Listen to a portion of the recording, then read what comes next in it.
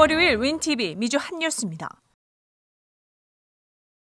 보건복지부는 미국인들이 보다 편안하면서도 효과적이고 보호가 잘 되는 안면보호대를 만들도록 도전하기 위해 상금 $500만 공모전을 준비했습니다. 이는 마스크의 혁신 챌린지로 주 과제는 저렴한 가격으로 대량 생산이 가능하고 쉽게 착용하면서도 보호가 잘 되는 혁신적인 마스크 디자인입니다. 현재까지 개선해야 할 마스크의 문제점들은 장시간 착용으로 인한 접촉성 피부염, 사용의 불편, 김서림, 의사소통의 어려움 등이 있다고 알려졌습니다. 제출된 디자인은 최종 결선에서 공기 흐름 및 여과 기준의 충족 여부를 테스트받아야 하며 기존 제품에 대한 수정은 허용되지 않고 스프레이, 크림, 코팅제, 약물 또는 기타 화학적 처리도 제외된다고 알렸습니다. 제출 기한은 4월 21일까지이며 웹페이지에서 등록할 수 있습니다. 다만 신청 자격은 미국 시민권자나 합법적인 거주자로 제한합니다. 대법원은 5일 트럼프 전 대통령이 트위터에서 자신에 대한 비판 의견을 차단함으로써 헌법을 위반했다는 연방 항소법원의 결정을 기각했습니다. 판사들은 미국 순회 항소법원의 결정을 취소하고 트럼프가 민간 시민이 되었으므로 이 사건은 더 이상 논의가 필요 없는 사건으로 정의하며 기각하라는 지시와 함께 하급 법원에 내려보냈습니다. 트럼프는 대통령재임 시 트위터의 차단 기능을 사용하여 개인들을 자신이 트위터에서 차단하였으며 3명의 2차 판사들은 공적인 공개 포럼에서 개인들을 차단함으로 수정헌법 제1조를 위반했다고 판단했습니다. 그렇지만 클래런스 토마스 판사는 디지털 플랫폼을 둘러싼 법적 논란에 사기업이 운영하는 포럼을 정부 기관이라고 하는 것은 문제가 있으며 트럼프는 더 이상 집권하지 않기 때문이라고 이유를 밝혔습니다. 이 결정문 삭제에 반대 의견은 없었다고 알렸습니다. 디산티스 플로리다 주지사는 2일 주에서 코비드-19 여권 사용을 금지하는 행정명령에 서명했습니다. 이 명령은 정부 기관이 백신 여권을 발급하는 것을 금지하고 기업이 그러한 문서를 요구하는 것을 차단합니다.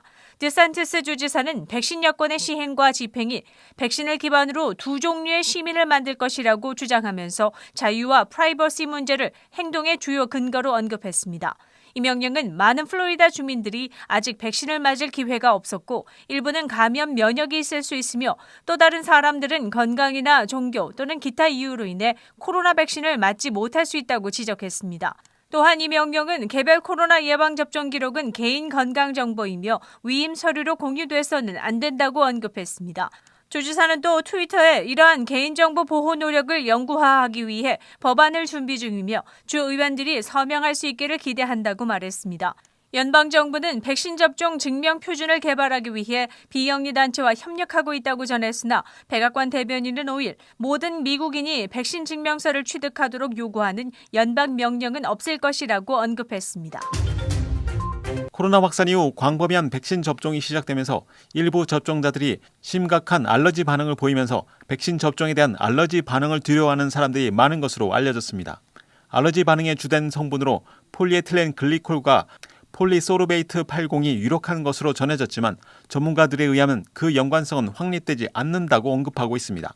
그럼에도 불구하고 미 전역 일부 알러지 클리닉들은 환자에게 해당 성분에 대한 알러지 테스트를 할 수 있다고 강조하기 시작했습니다.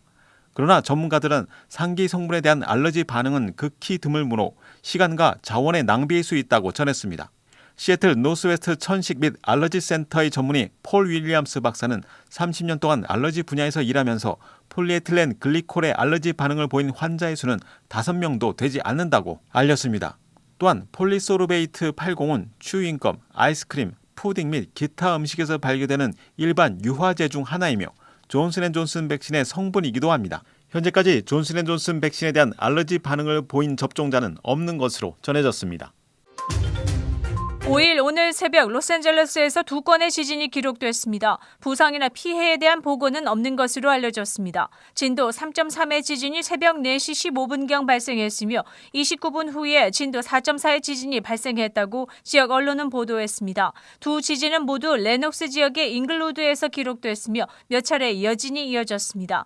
캘리포니아 기반의 지진조사기구인 루시 존스 센터는 진원지는 지표로부터 최소 12마일 깊이에서 발생했을 것으로 보고 있으며 피해 데이터는 조사되지 않았다고 밝혔습니다. 일리노이주 쿡카운티 공중보건 공무원들은 코로나 감염 사례와 각종 수치들이 상승함에 따라 추가적인 코로나 바이러스 제한 조치가 다시 적용될 수 있다고 경고하고 있습니다. 추가적인 조치는 며칠 내에 이뤄질 수 있으며 레스토랑을 포함해 각종 수용 인원이 축소될 수 있다고 알렸습니다. 현재 쿡카운티 교외의 65세 이상의 사람들은 80%가 1차 접종을 마쳤으며 현재의 확산은 주로 20대에서 30대의 젊은 층이라고 전했습니다. 가장 최근에 카운티 확진율은 5%를 보였으며 8%에 도달하면 지난 가을에 셧다운이 다시 실행될 것이라고 언급했습니다. 4월 5일 월요일 코로나19 현황입니다.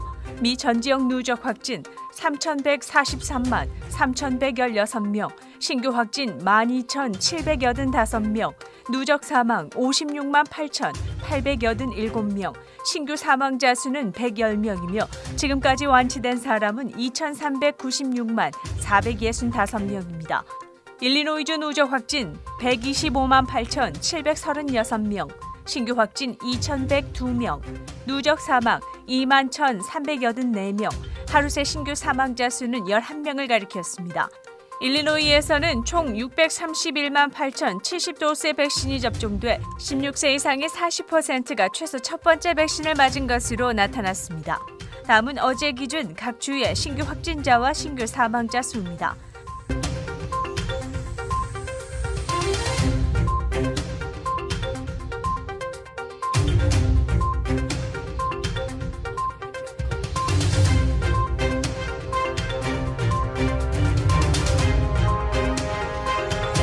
코로나19 데이터 관련 자세한 내용은 시카고토털닷컴을 통해 다시 볼 수 있습니다. 윈TV 24.5와 MCTV 24.6 방송은 공중파 채널을 통해 시청하실 수 있습니다. 코로나19 비상시국 뉴스24에서는 여러분의 제보를 기다립니다. 제보 전화는 224-283-8200번입니다.